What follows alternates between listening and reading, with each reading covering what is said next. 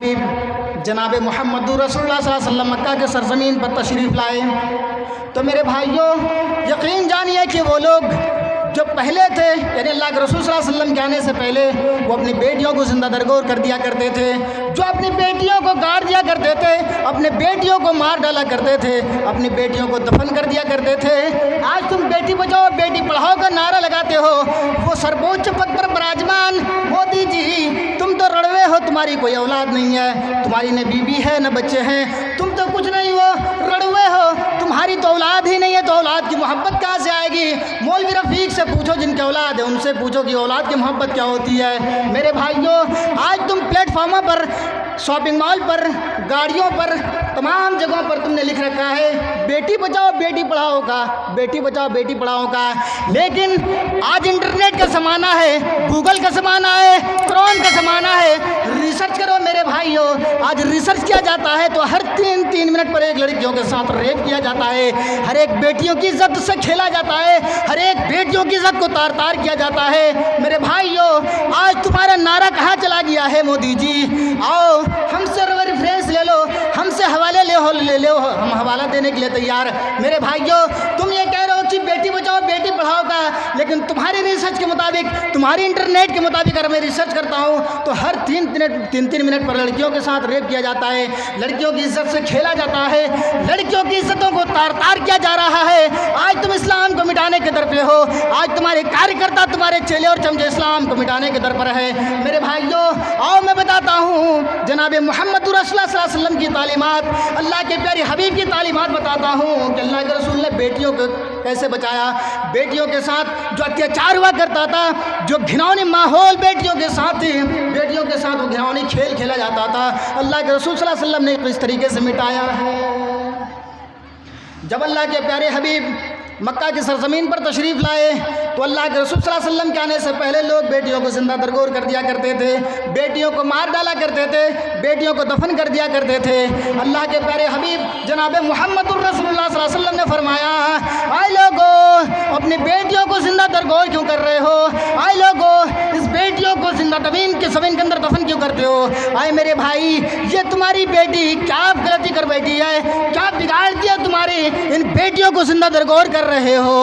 वइदल मऊदतु सुइलत बिअय्यि ज़ंबिन क़ुतिलत। आए मेरे भाई, ये जिंदा गाड़ी हुई लड़की से अल्लाह तबारक व तआला सवाल करेगा, ये लड़की अल्लाह से सवाल करेगी, आए अल्लाह, ये जालिम मेरा बाप था जिन्होंने दुनिया में मुझे जीने का हक नहीं दिया। आए अल्लाह, ये मेरा मनहूस बाप था जिसने मुझे जिंदा दरगोर कर दिया था। आए अल्लाह, ये मेरा बाप है जिसने दुनिया में मुझे जीने का हक नहीं दिया था। आए अल्लाह, आज तो इनका मत सुनना, आए अल्लाह, इनको जहन्नम रसीद कर दो, इन्हें जहन्नम के अंदर डाल दो। मेरे भाइयों, अल्लाह के रसूल सल्लल्लाहु अलैहि वसल्लम ने इन तमाम घिनौनी गलाजतर गंदगी को पाक को साफ किया है। इत्थकलो गत्राए जनेसु गरगड़ मिर धर्मतरनाए शतवेद भगवान दृश्यति। भगवान का एक अवतार आएगा, वो अवतार कब आएंगे, उनका टाइम क्या होगा? आइए, वेद हमें कह रहा है, वेद हमें बताता है कि अल्लाह के रसूल सल्लल्लाहु अलैहि वसल्लम का टाइम क्या होगा, अल्लाह के रसूल किस वक्त आएंगे। जब माहौल घिनौनी होंगी, लोग एक ईश्वर को छोड़ करके दूसरे ईश्वरों को, यानी गैर चीज़ों की इबादत करने वाले होंगे। वो लोग अल्लाह को भूल जाएंगे, अपने बाप दादाओं की इबादत करने वाले होंगे। इस घिनौने माहौल में अल्लाह तबारक व तआला एक ऋषि भेजेगा, एक नबी भेजेगा, एक पैगंबर भेजेगा। इत्थकलो गत्राए जनेसु गरगड़ मिर धर्मतरणाय शतवेद भगवान त्रिशियति। भागवत पुराण स्कंद नंबर 12 अध्याय नंबर 2 श्लोक नंबर 27 उठाओ और देख लो कि ये मंत्र मौजूद है या नहीं है। रेफरेंस में मेरे पास मौलवी रफ़ीक रेफरेंस देने के लिए तैयार है। मेरे भाइयों, आओ तुम्हारी किताबें खोलो और देख लो, अल्लाह के रसूल सल्लल्लाहु अलैहि वसल्लम 1400 साल पहले इस दुनिया में तशरीफ़ लाए। तुम तो कह रहे हो कि वेद 2000 साल पहले छापी है, इनको प्रेस में डाला गया है, छपकर तैयार हुआ है। मेरे भाइयों, वेदों के ज्ञानी, वेदों के लिखने वाले, जिन्होंने वेदों को छापा है, उनके जहनों के अंदर अल्लाह तबारक व तआला कैसे ये बात डाल दे कि मोहम्मद नाम का एक आदमी आएगा, उसका नाम नरासंस होगा, उनका नाम कल्की होगा, उनका नाम उन्मा होगा, उनका नाम नरासंस होगा। जिन्होंने वेदों के अंदर जिक्र किया है, इत्थकलोक प्राय जनेसु गड़गड़बीर धर्म त्राणाय शतवेन भगवान त्रिशति। जब लोग गधे और जानवरों की तरह हो जाएंगे, लोग किताबों को फॉलो नहीं करेंगे, किताबों को शास्त्र की विधि के मुताबिक नहीं चलेंगे, उस वक्त अल्लाह तबारक व तआला ईश्वर जो है नबी भेजेगा, अवतार भेजेगा। अल्लाह के रसूल सल्लल्लाहु अलैहि वसल्लम के आने से पहले कौन सा अंधेरा नहीं था मक्का के अंदर। लोग खुलेआम शराब पीते थे, खुलेआम, जैसे आजकल पी जाती है। लोग पीते हैं, शराबी शराब पी कर आता है और नाली के अंदर पड़े रहता है। नालियों में देखते होंगे आप, शराबी शराब पी करके आया और नाली के अंदर पड़ करके वो नाली की जो पानी होती है, बदबूदार पानी, वो पीता है जबान से और ये सोच रहा है कि हम ज़मज़म पी रहे हैं। शराबी है ना, शराबी की अकल छिप जाती है, उनका काम ही नहीं करता है, दिमाग काम नहीं करता है। शराबी सोचता है कि ये नाली, ये गंदी पानी जो है, ये ज़मज़म है मक्का मदीना का, उसको लोग वो पी रहे होते हैं। ये शराब हमारे नस्ल को तबाह कर दी है, हमारे नौजवानों की नस्ल को ये शराब जो है तबाह कर डाली है। मेरे भाइयों, आज नौजवान भी शराब पीता है।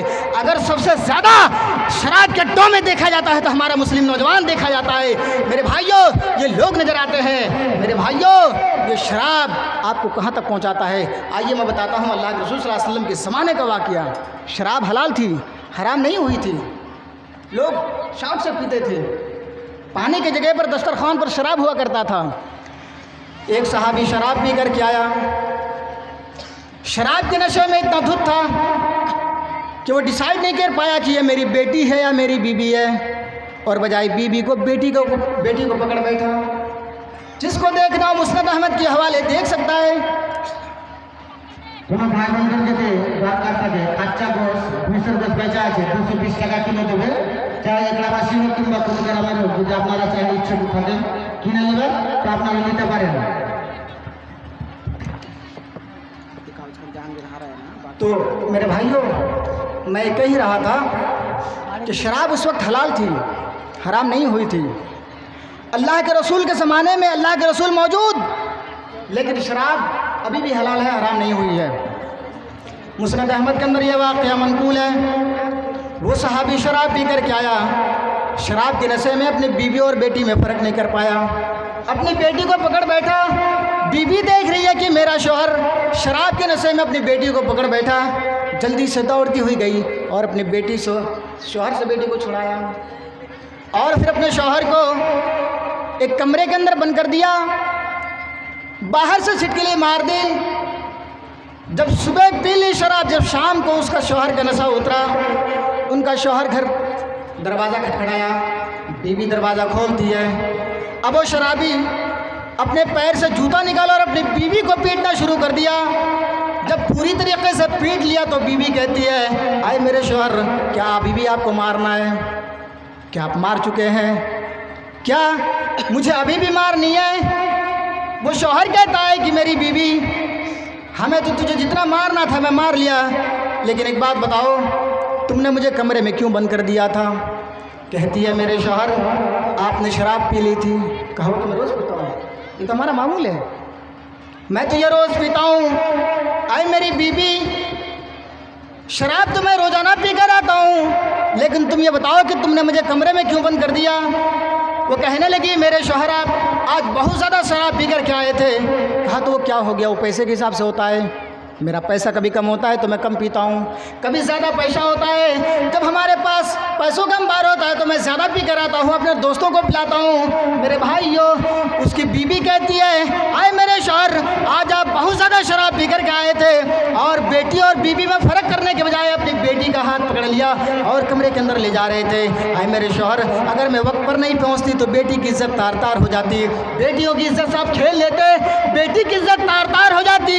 कहने लगे, बस कर मेरी बीबी, बस कर। आए मेरी बीबी, क्या ये वाक़या सही है? मैं अपनी बेटी को पकड़ बैठा था। कहने लगी, हाँ मैं वहाँ वक्त पर मौजूद थी, आपने बेटी का हाथ पकड़ लिया। आए मेरे शौहर, अगर मैं नहीं होती तो बेटी की इज्जत आप तार तार कर देते। कहने लगे, आए मेरी बीबी, मैं तुझे यहाँ गवाह बनाता हूँ और अल्लाह तबारक व तआला को हाजिर नाजिर मान कर कहता हूँ, आए अल्लाह, जब तक मैं ज़िंदा रहूँगा शराब को कभी हाथ नहीं लगाऊँगा, शराब नहीं पीऊँगा। आए अल्लाह, मैं कौन सा चेहरा ले जाकर अपनी बेटी के सामने लेकर जाऊँगा? आए अल्लाह, कौन सा चेहरा दिखाऊँगा कि मैं तेरा बाप हूँ और तुझे पकड़ा था?